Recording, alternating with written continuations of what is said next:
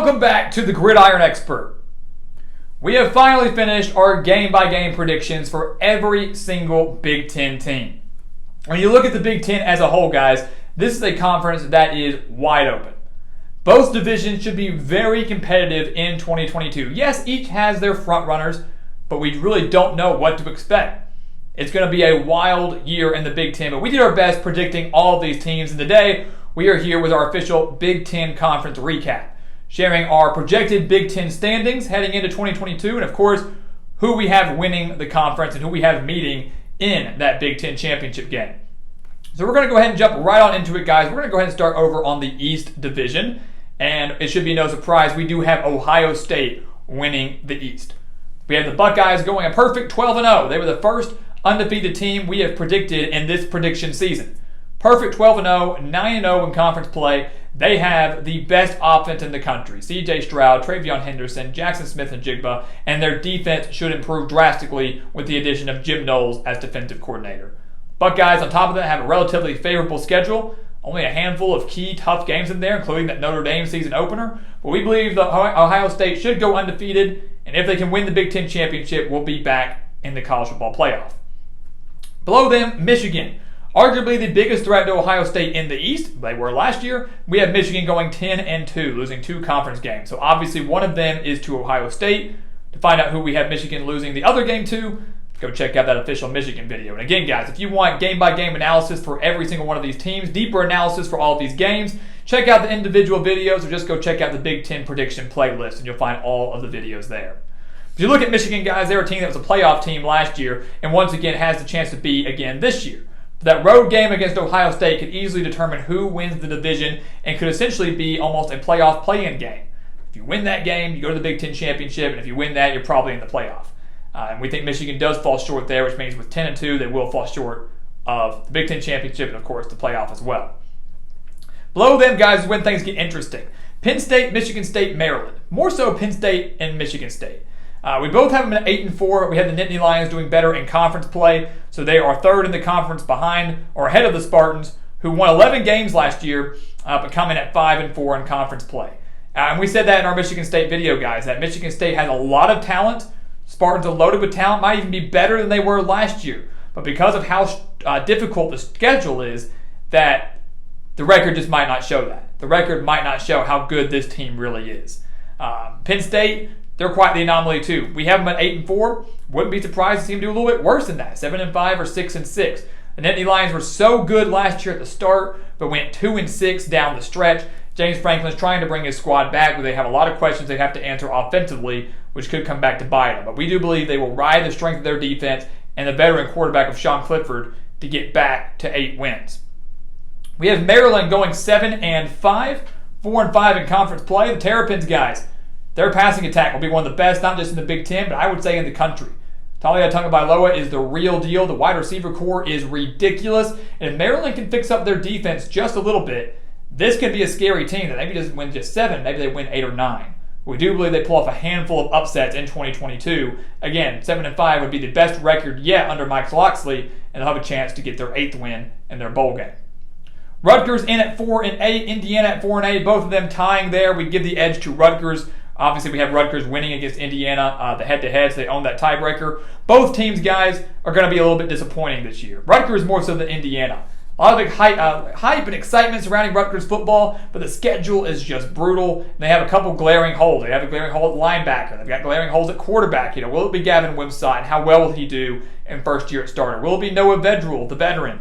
Right now, Rutgers just has a lot of answers that they don't have. They have a lot of questions that don't have answers. I do believe that next year could be the year that things finally take off for Greg Schiano and Rutgers. Again, we always say it takes about 4 or 5 years for a coach to hit their stride. Next year would be year 4. Scarlet Knights will be competitive and will pull off one massive upset. Go check out that video to find out against who. But Rutgers still falls short of a bowl. And same for Indiana, who went 2-10 last year. So I guess in a way they do improve. We do have them doubling their win total. Over in the West, this is the side of the conference I'm most excited to watch. This is one that's so wide open. I mean, really, anybody in the top 5 from Wisconsin to Minnesota could win the division, and I'm not joking about that. But right now, we do have Wisconsin reclaiming the West. They failed to do so last year. Iowa won the West. We do have Wisconsin doing it, but barely. So you can see we have a tie at the top between Wisconsin and Purdue, both at 9-3, both at 6-3, but due to the head-to-head tiebreaker, Wisconsin wins the West, with the Badgers getting to host the Boilermakers this year. So that top two, guys, is going to be fun. I think it's really the three-team race between Wisconsin, Purdue, and Iowa. How they fare against each other will determine who wins the West, and it's going to be a lot of fun to watch. So the Badgers up top, Purdue right behind them, Iowa at 8-4. They're going to slip up to a team they probably shouldn't. But if they don't, if we're wrong on that, you could see a three-way tie at the top of the West, which would make things very, very interesting. The Hawkeyes, guys, once again, still going to have a very weak offense, an offense that struggles, but one of the better defenses within the Big Ten. Below Iowa, we finally have Nebraska making a bowl game. They finally get over the hump. 7-5. So they finally clinch a winning season under Scott Frost. They're finally going bowling under Scott Frost. They've got a winning record in conference play.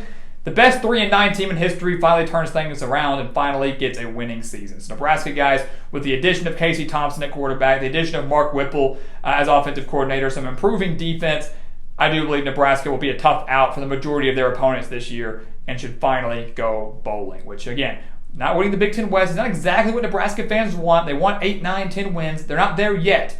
Baby steps. Baby steps is just getting to a bowl game. They're going to do just that.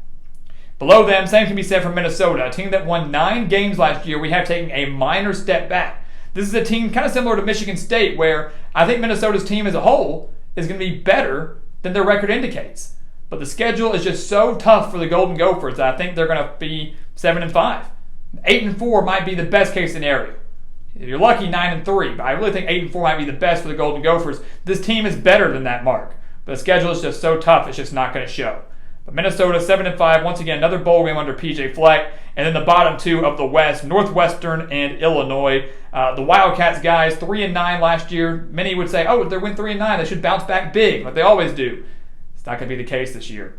Northwestern simply doesn't have the talent. They don't have the offense to get to that point. The schedule is not forgiving. It is a very tough schedule for Northwestern, and the same can be said for Illinois, a team we don't know what to expect much from, a team that, to me, does have the talent to go bowling, but also could fall well short of that. And we believe it's going to be the latter. They're going to go 3-9, 1-8 in conference play. The Fighting Illini just unable to string together some consistent offense, and unable to win the close games, just like they were unable to do last year. So having said all of that, guys, we have the Big Ten Championship as Ohio State and Wisconsin, a matchup that we've all grown to be familiar with over these last few years. It always seems like it's Ohio State and Wisconsin, the Big Ten Championship, with the exception of last year. But guys, you look at Ohio State, the number one offense in the country from last year. They'll be taking on the number one defense in the country from last year in Wisconsin. These two teams will meet in the regular season at the end of September. Clearly, we have Ohio State winning that game. And I don't think it should be much of a surprise that we have Ohio State winning again in the Big Ten Championship. The Buckeyes are just on a completely different level. The offense is way too good. I believe they're going to be able to exploit almost any defense that is thrown at them. And more than anything, guys, the bigger reason here is that Wisconsin does not have the offensive capability to hang with Ohio State.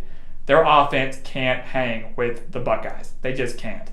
And Ohio State, while this game might be close for a while, will pull away, and they'll be 13-0 and heading back to the college football playoff.